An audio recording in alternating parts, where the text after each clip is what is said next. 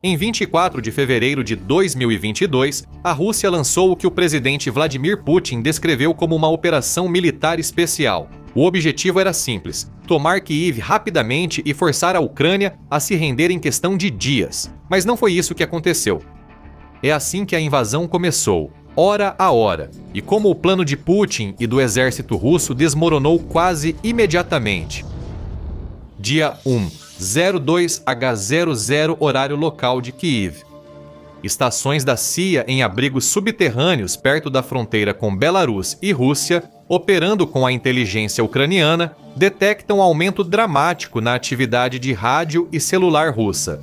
O secretário de Estado dos Estados Unidos, Antony Blinken, anuncia publicamente que a Rússia invadirá a Ucrânia. Agora não é mais uma questão de saber se, mas quando. Na Ucrânia, as unidades de defesa territorial já foram mobilizadas, embora muitos critiquem o atraso na ativação na semana anterior, 3h00. Os Estados Unidos alertam a ONU que a invasão russa à Ucrânia é iminente. Em Kiev, forças especiais russas são descobertas e atacadas por civis, policiais e militares de Kiev. As forças especiais russas sofrem perdas pesadas e, em grande parte, são forçadas a abandonar seus objetivos. 4 horas explosões são relatadas ao longo da fronteira com Belarus e no leste da Ucrânia. Inteligência por satélite e humana dos Estados Unidos confirma preparativos para um grande ataque aéreo vindo de aeródromos bielorrussos e russos. Há sinais de que os russos tentarão capturar aeroportos estratégicos perto de Kiev com tropas de assalto por helicóptero, e então começarão a trazer rapidamente reforços usando o transporte aéreo tradicional, 05 horas. No noroeste do Mar Negro, a Rússia declara uma proibição total do tráfego marítimo. A Agência Federal Russa para Transporte Marítimo e Fluvial então declara a suspensão de todo o tráfego marítimo no Mar de Azov devido às operações antiterroristas em andamento pela frota do Mar Negro. Vladimir Putin surge na TV nacional e anuncia o início de uma operação militar na Ucrânia. Eu decidi conduzir uma operação militar especial. Enquanto Putin fala ao povo russo, tropas russas cruzam as fronteiras da Bielorrússia e da Rússia com a Ucrânia. As forças ucranianas não enfrentam a maioria dessas incursões, preferindo usar o terreno e preparar emboscadas para as colunas invasoras que avançam devagar. Essa estratégia parece funcionar, pois em algum lugar no norte da Ucrânia, um soldado da defesa territorial mira em um helicóptero russo invasor. O Stinger, fabricado nos Estados Unidos, usa uma unidade de resfriamento com bateria e gás argônio pressurizado para resfriar o sensor a temperaturas extremas, fazendo a assinatura infravermelha do helicóptero se destacar no céu frio como um sol ardente. O míssil usa sensores infravermelhos e ultravioleta para travar no alvo. O helicóptero de ataque Ka-52 russo dispara iscas térmicas automaticamente ao detectar que foi travado. A cabeça de busca do míssil não se engana e acerta o rotor superior, fazendo o helicóptero cair girando até o chão. Enquanto isso, meios russos de guerra eletrônica iniciam uma campanha contra meios ucranianos. Radares de defesa aérea e comunicações por rádio ficam muito prejudicados. Mísseis de cruzeiro calibre atingem posições de defesa aérea abandonadas, 24 horas antes, já que defensores ucranianos se movem para evitar ataques. Antes da guerra, a campanha de guerra eletrônica russa foi muito eficaz e prejudicou bastante a capacidade de coordenação da Ucrânia. Ataques com mísseis e bombardeios a torres de redes celulares iniciam e seguirão pelas próximas 48 horas. Mas esse sucesso logo se tornaria um tiro no pé para os russos.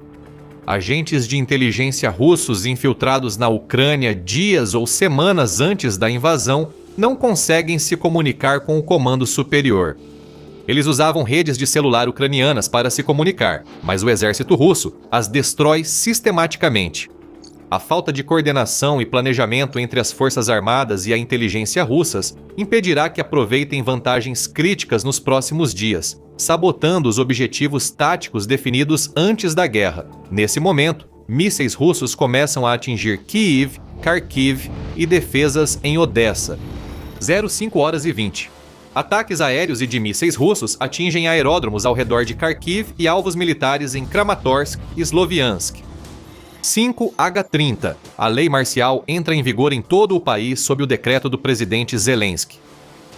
06 horas 00. Mísseis russos. Calibre tem como alvo o aeroporto de Hostomel e a base da Guarda Nacional próxima, mas os ataques são em grande parte ineficazes. 06 horas. 16. Explosões sacodem o aeroporto de Borispil, atingindo infraestrutura militar, aeronaves, abrigos e aviões de carga civis. Com a confirmação da aproximação de unidades russas de assalto aéreo, os defensores ucranianos são redirecionados para defender os aeroportos, mas a resposta é lenta pela confusão e interferência eletrônica russa nas comunicações. 06 horas e 34. O ministro das Relações Exteriores da Ucrânia confirma publicamente que as forças russas invadiram a Ucrânia pelo norte e pelo leste. No Mar Negro, um pequeno esquadrão de navios russos está navegando em direção à estrategicamente importante ilha Zemini, também conhecida como Ilha das Cobras. 07 horas 00. O cruzador de mísseis Moskva e o navio patrulha Vasily Baikov lideram a força anfíbia contra a Ilha das Cobras. A ilha é estratégica para controlar o noroeste do Mar Negro e o acesso a Odessa, porto vital que liga a Ucrânia aos mercados globais. Na ilha, um destacamento de 13 guardas de fronteira ucranianos recebe ordem de se render pela força-tarefa russa. Famosamente, a resposta pelo rádio é captada e ecoa pelo país e pelo mundo. Navio de guerra russo vai se foder. Navios russos bombardeiam a ilha enquanto fuzileiros navais lançam um ataque anfíbio. Vários soldados ucranianos, inclusive os autores da famosa mensagem de resistência pelo rádio, sobrevivem ao ataque e são capturados. Eles serão libertados depois em trocas de prisioneiros, e sua mensagem de desafio ecoa mundialmente em manifestações pró-Ucrânia. Também por volta das 7h, um ataque russo em massa avança rumo a Kharkiv, vindo de Belgorod. O principal ataque mira Kharkiv, com outro focado em Vovchansk e planos de avançar até Turriv. 9h30. Ataques aéreos russos miram aeródromos ucranianos, dificultando a decolagem da força aérea local para se defender das incursões russas. Novos ataques aéreos e de mísseis visam centros de comando ucranianos para tentar paralisar as forças armadas do país. A Rússia está repetindo a estratégia dos Estados Unidos nas invasões do Iraque, mas por falta de coordenação, capacidade e treinamento, sua abordagem é parcialmente ineficaz. A Força Aérea Ucraniana sobreviverá ao dia e se reunirá para expulsar as aeronaves russas do centro do país. As forças aeroespaciais russas enfrentam resistência inesperadamente forte. A campanha de mísseis contra as defesas terrestres ucranianas tem sido em grande parte ineficaz, pois elas saíram das posições do dia anterior. Sem capacidade de avaliar danos após ataques, a Rússia pode demorar dias ou até mais de uma semana para saber se um ataque foi bem sucedido. Agora, o alvo já está bem defendido ou não está mais onde estava. Isso se compara à média das forças aéreas dos Estados Unidos de 15 a 30 minutos. Alguns na VVKO russa duvidam de sua capacidade de replicar uma campanha aérea como a dos Estados Unidos. Relatos públicos indicam que até 4 aeronaves de ataque podem ter sido abatidas por defensores ucranianos nas primeiras horas da guerra. A guerra eletrônica da Rússia foi tão eficaz ao bloquear sinais ucranianos que não conseguiram coordenar suas próprias frequências. Sem essa coordenação, as unidades de bloqueio russas acidentalmente cegaram seus próprios rádios e radares, sabotando efetivamente a própria vantagem que estavam tentando obter. 0930. A força-tarefa de assalto aéreo russa que mira o aeroporto de Hostomel, parte do aeroporto VD Bolshoi-Bokov, na Bielorrússia.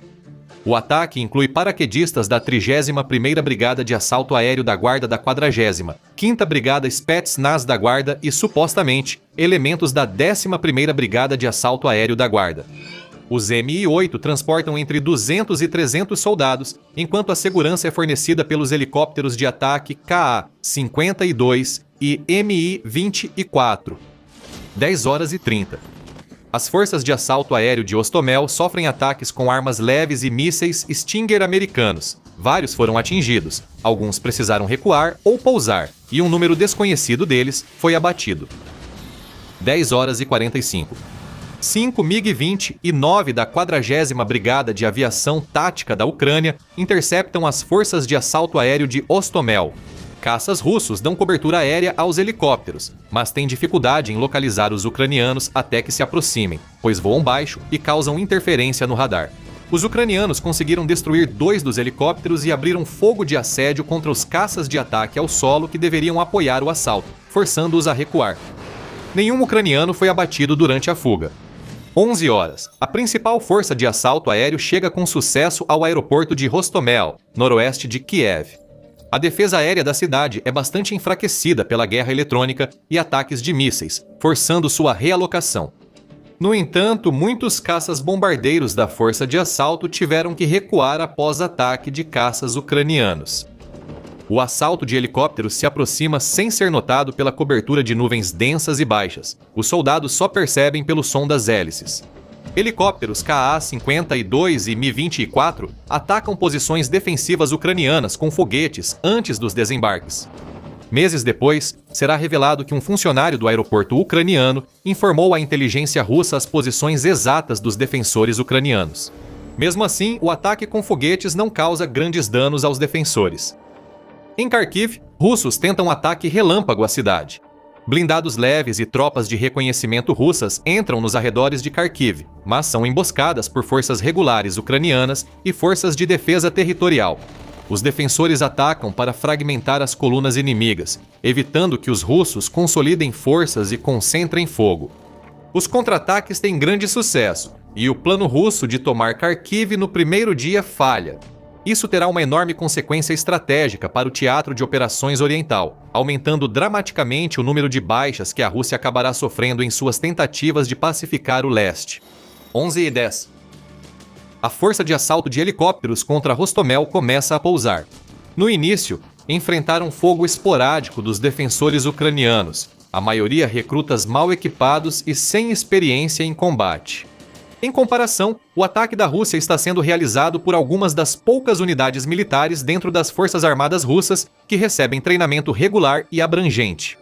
O desembarque começa com pouca resistência, mas logo enfrenta forte oposição. A situação piorou porque eles pousaram nos campos e pistas do aeroporto, ficando muito expostos ao fogo inimigo.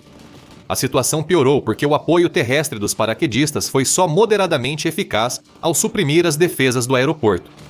Os defensores se reagrupam e a resistência cresce, causando muitas baixas entre os paraquedistas.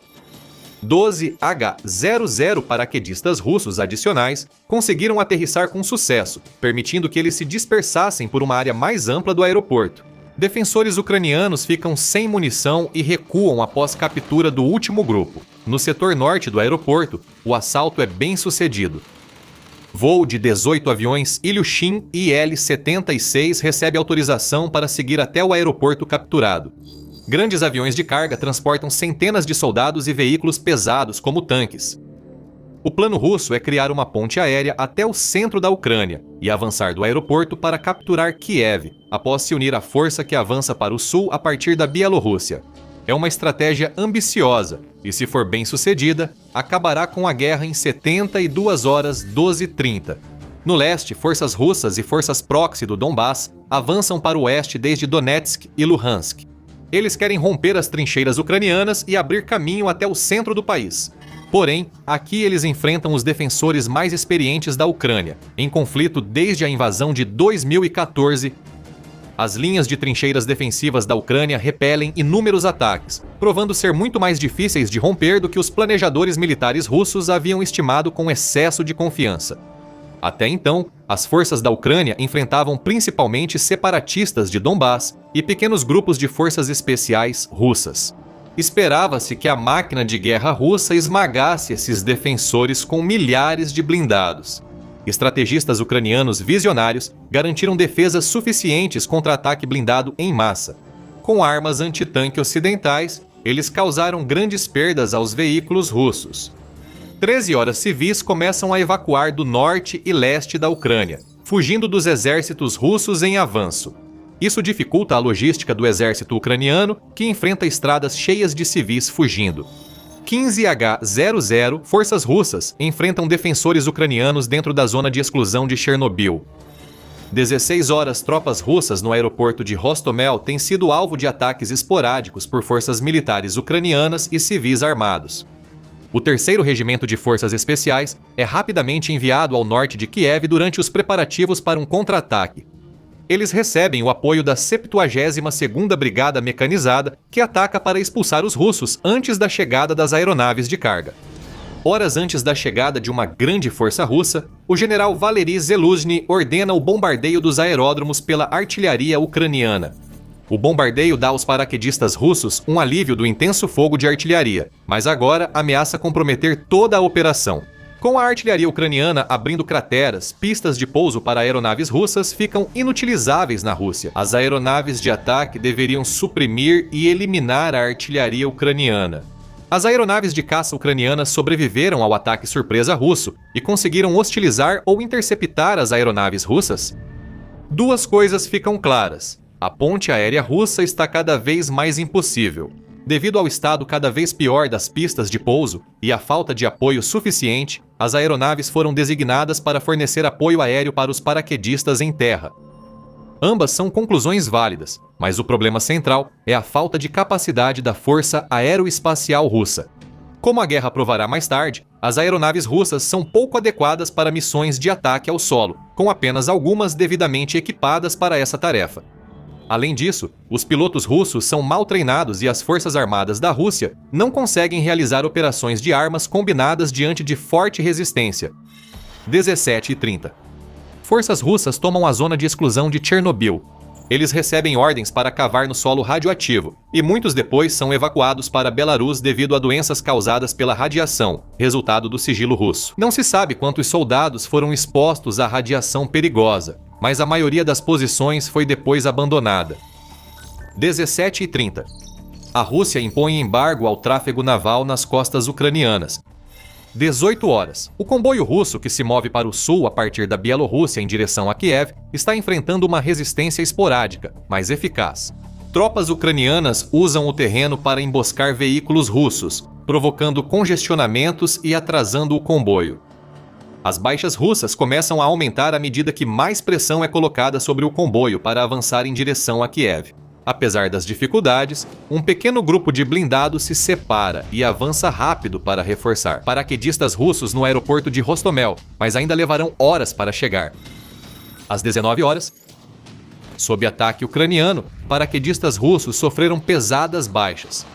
Os russos enfrentam dois grandes problemas. O apoio aéreo esperado não chega em quantidade suficiente para barrar o contra-ataque ucraniano. Isso ocorreu por uma falha de inteligência russa antes da guerra, que não conseguiu mapear corretamente a força real das defesas ucranianas na região de Kiev. Assim, eles estimaram que a resistência seria leve e não designaram pessoal e apoio aéreo suficientes para a tarefa.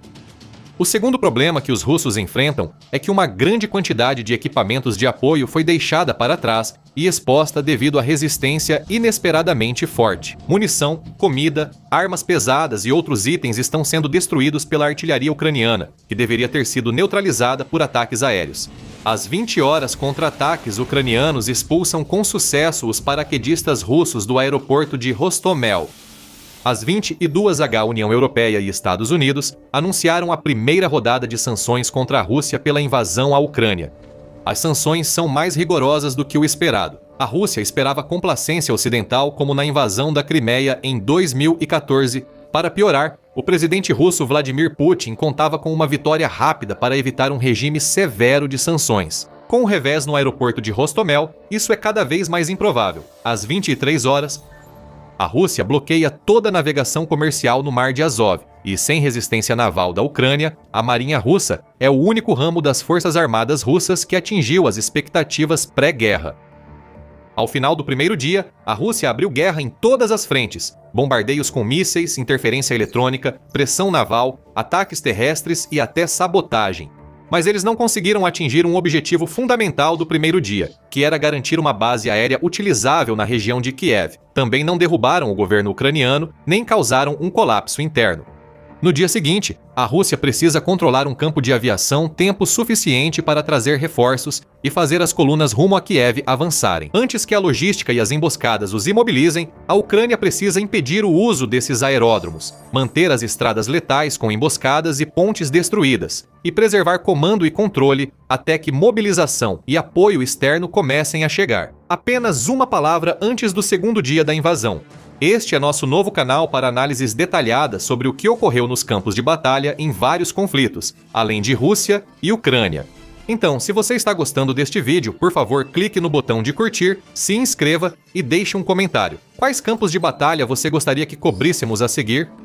Das 0 hora às 6 horas, os comboios vindos da Bielorrússia continuam sua aproximação a Kiev durante a noite, mas estão se movendo significativamente mais devagar do que o esperado. Problemas logísticos começam a aparecer, pois fica claro, uma quantidade significativa de gasolina reservada para o ataque a Kiev foi desviada e vendida por tropas russas para civis bielorrussos. Em troca de álcool, cigarros e comida nos dias que antecederam a invasão, um problema geral de prontidão também fica evidente. Os comandantes das unidades russas estão taticamente despreparados para operações de combate, não tendo recebido aviso ou preparação para o ataque até que ele já estivesse em andamento. A falta crítica de sargentos no exército russo não só agrava os problemas de comando e controle. Sem sargentos profissionais, há um grande abismo entre oficiais russos e soldados de baixa patente, que frequentemente ficam por conta própria ou cumprem ordens sem total compreensão. O resultado final é um avanço em direção a Kiev que desacelerou drasticamente, enquanto o exército russo enfrenta dificuldades, sob logística falha e falta de disciplina, planejamento e treinamento.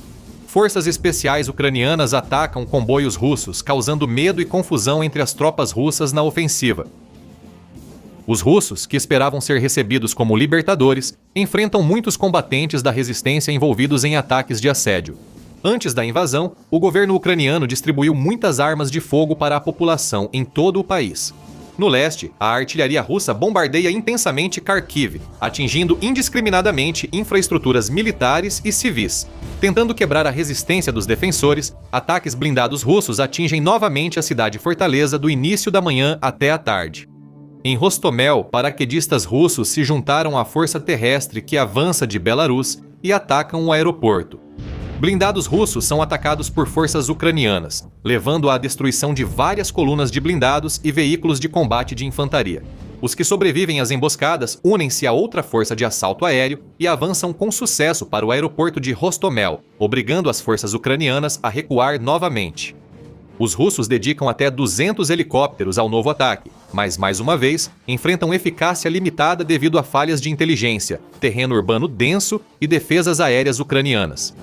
Caças russos atacam Kiev, atingindo infraestrutura civil e causando pouco dano às defesas. Um Su-27 ucraniano é abatido na tentativa de repelir os atacantes.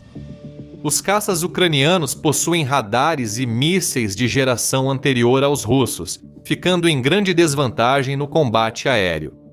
Infiltrados russos com uniformes ucranianos entram em Obolon, no norte de Kiev. Eles querem ocupar o prédio do parlamento da Ucrânia. No entanto, logo são descobertos e eliminados pelas tropas ucranianas. Milícias ucranianas estão organizadas em toda a região de Kiev e participam ativamente da defesa contra os ataques russos. Voluntários civis preparam milhares de coquetéis Molotov prevendo uma penetração russa nas defesas da cidade. A inteligência ucraniana afirma que simpatizantes no FSB russo, contrários à invasão, vazaram dados sobre uma unidade especial de Kadyrovitas indo para os arredores de Hostomel. Afirmando serem tropas de elite do líder checheno Ramzan Kadyrov, o comboio é composto por cerca de 1.500 combatentes e equipamentos pesados. O assassinato do presidente ucraniano Zelensky em Kharkiv. Infantaria leve russa e alguns veículos de apoio conseguiram infiltrar-se nos arredores da cidade. Os soldados se surpreendem ao serem recebidos por multidões furiosas, pois lhes disseram que seriam recebidos com flores como libertadores. Protestos civis atrasaram comboios russos, permitindo que defensores ucranianos se reorganizassem e lançassem contra-ataques nos arredores da cidade. Eles impediram a incursão em Kharkiv naquela noite. Forças russas retomaram o aeroporto de Hostomel e controlam postos de segurança no norte da cidade. As pistas estão muito danificadas pela artilharia ucraniana e sapadores para receber aeronaves de carga com segurança. O assalto aéreo russo falhou em todos os seus objetivos. Ao longo do eixo de Donbass, as tropas russas fazem avanços incrementais nos eixos de Avdiivka, Horlivka e Popasna. A resistência é mais forte do que o esperado e está melhor organizada do que o planejado. Os planejadores militares russos esperavam já estar a mais de 100 quilômetros dentro da Ucrânia neste momento e não se prepararam adequadamente para uma campanha prolongada e desgastante. Apesar dos contratempos, forças russas do sul começam a se unir às do sudeste. Uma ofensiva contra a estratégica cidade de Mariupol começa a se formar. O governo ucraniano admite publicamente o risco de Mariupol ficar isolada pelo avanço russo. Com a chegada da noite, fica cada vez mais claro que traidores ucranianos no leste tomaram medidas para ajudar a ofensiva russa. Ao divulgar dados sobre movimentos das tropas ucranianas e fortificações, os traidores agem por motivos ideológicos ou financeiros. Grupos civis de resistência iniciam caçadas sistemáticas a traidores e infiltrados russos, enquanto o vigilantismo cresce no país. Após o segundo dia, a Rússia avança em alguns pontos, mas a guerra não seguiu como precisava. O avanço para Kiev está lento por engarrafamentos e falta de suprimentos. Mesmo recuperando território perto dos aeródromos em Kiev, a Rússia ainda não consegue torná-los uma ponte aérea confiável para a entrada de tropas e equipamentos pesados. A chance de vitória rápida diminui conforme avançamos para o próximo dia. A Rússia sabe que precisa resolver o problema de Kiev, tornando um aeródromo utilizável ou forçando uma ruptura terrestre ao redor da capital, além de estabilizar a logística para evitar que as colunas parem e sejam destruídas. A Ucrânia deve manter a ponte aérea fora de operação, atacar combustíveis, caminhões e comboios parados e defender cidade-chave até a chegada de reforços e apoio internacional, fortalecer a defesa. Dia 3. As forças russas avançando para o sul a partir da Bielorrússia estão virando um atoleiro. As estradas estão congestionadas devido ao controle de tráfego inadequado pelas tropas russas e à escassez de gasolina e comida causada pela venda de suprimentos pelos próprios soldados. Ambos os fatores, ainda na Bielorrússia, estão começando a causar impacto operacional. A Ucrânia intensifica o uso de grandes drones armados para atacar veículos russos, enquanto as defesas aéreas russas seguem em modo transporte. Os ataques de drones estão cada vez mais surpreendentes, um novo desenvolvimento da guerra que os militares russos não previram que ocorreria em uma escala tão grande. Para combater a ameaça dos drones de grande porte, a Rússia esperava contar com as mesmas ferramentas que usa para impedir ataques aéreos em grande escala da Ucrânia, cobertura de caças e defesas aéreas baseadas em terra. Por voarem baixo e devagar, os drones são difíceis de detectar por radares aéreos. Os caças russos veem o espaço aéreo ucraniano cada vez mais hostil por causa das defesas aéreas ainda intactas. A Rússia não tem capacidade dedicada de destruição das defesas aéreas inimigas, como a dos Estados Unidos. Em vez disso, usou mísseis e forças especiais para neutralizar o grande arsenal de defesas aéreas da Ucrânia herdado da Guerra Fria. Enquanto os Estados Unidos utilizam um ciclo rápido de caça e destruição para eliminar fisicamente radares e lançadores em minutos, a doutrina da Rússia é menos agressiva, muitas vezes se contentando com neutralizações temporárias que apenas suprimem ou bloqueiam sinais por um curto período. A mobilidade da Ucrânia e o mau planejamento russo permitiram que a maioria sobrevivesse ao ataque inicial. Agora eles foram reconsolidados, fechando ainda mais o espaço aéreo ucraniano para aeronaves russas. Forças aeroespaciais russas mostram crescente relutância em voar pelo interior da Ucrânia. Para agravar a ofensiva de Kiev, defensores ucranianos destruíram várias pontes importantes. Esperava-se que as pontes fossem logo tomadas pelas forças especiais, mas as próprias forças especiais da Ucrânia dificultaram ou impediram isso na maioria dos casos. As forças especiais da Ucrânia lançam ataques constantes contra comboios russos, usando mísseis antitanque ocidentais com grande eficácia, antes de desaparecerem novamente pelo interior do país. Na manhã do terceiro dia, a Rússia tenta reabrir uma ponte aérea para Kyiv, atacando Vasylkiv e o campo de aviação militar próximo. Sob forte fogo antiaéreo, paraquedistas russos aterrissam em massa perto de Vasylkiv e avançam para o campo de aviação. Russos contam com apoio de agentes infiltrados na cidade meses antes da guerra. Porém, encontram a 40ª Brigada de Aviação Tática que já os esperava e precisam recuar. A segunda tentativa de criar uma ponte aérea para Kyiv falha e a Rússia acaba abandonando o plano. Ficou claro que o plano de 3 dias para derrubar o regime de Kyiv falhou, para constrangimento global da Rússia, que ao atacar, traçava um paralelo claro entre suas capacidades e as dos Estados Unidos. Forças russas atacam com sucesso a usina hidrelétrica de Kyiv, mas sofrem grandes perdas na tentativa. Eles controlarão a usina por 24 horas antes de serem expulsos no dia seguinte.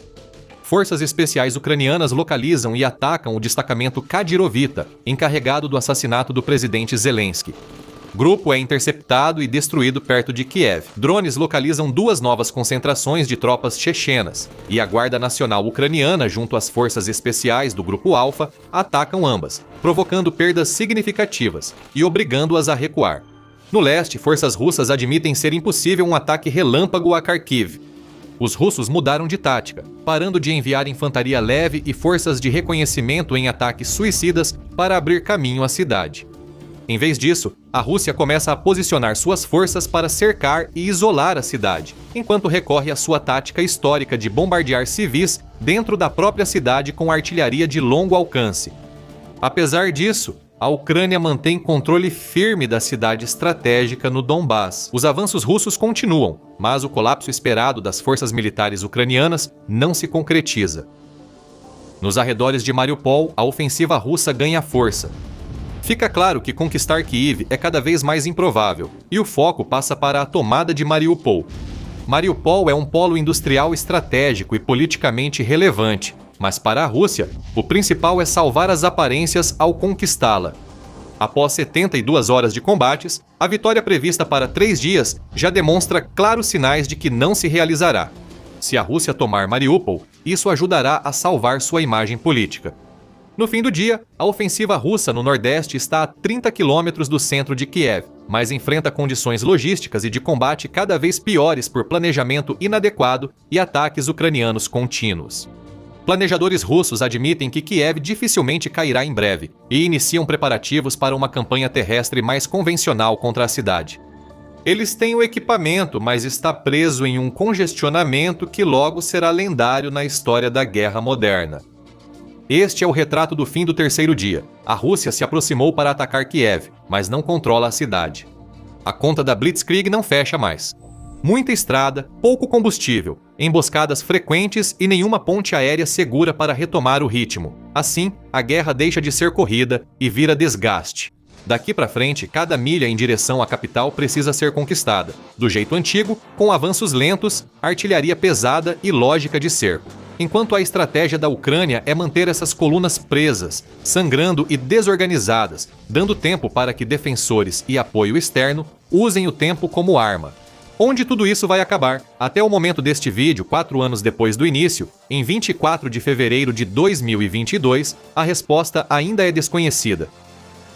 Obrigado por assistir. Este é nosso novo canal com análises detalhadas sobre o que realmente aconteceu no campo de batalha, na guerra entre Rússia e Ucrânia e além. Se você está gostando, clique em curtir, inscreva-se e deixe um comentário. Diga qual conflito, batalha ou campanha você quer que a gente cubra a seguir. Nos vemos no campo de batalha.